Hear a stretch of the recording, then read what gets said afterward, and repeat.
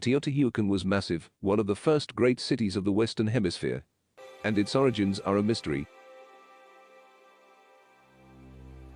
It was built by hand more than 1,000 years before the swooping arrival of the Nahuatl-speaking Aztec in central Mexico. But it was the Aztec, descending on the abandoned site, no doubt falling awestruck by what they saw, who gave its current name, Teotihuacan.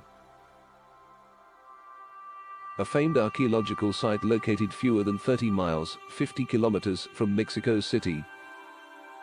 Teotihuacan reached its zenith between 100 BC and AD 650. It covered 8 square miles and supported a population of 100,000, according to George Cowgill.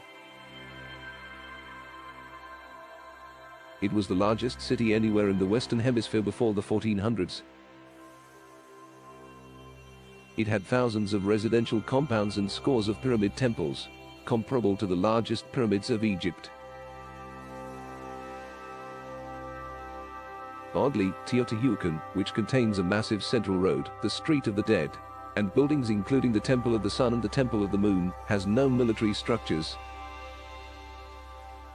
Though experts say the military and cultural wake of Teotihuacan was heavily felt throughout the region.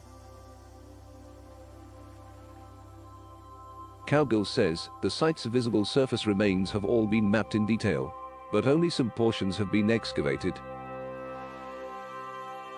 Scholars once pointed to the Toltec culture. Others note that the Toltec peaked far later than Teotihuacan's zenith, undermining that theory. Some scholars say the Totonac culture was responsible. No matter its principal builders, evidence shows that Teotihuacan hosted a patchwork of cultures including the Maya, Mixtec, and Zapotec. One theory says an erupting volcano forced a wave of immigrants into the Teotihuacan Valley,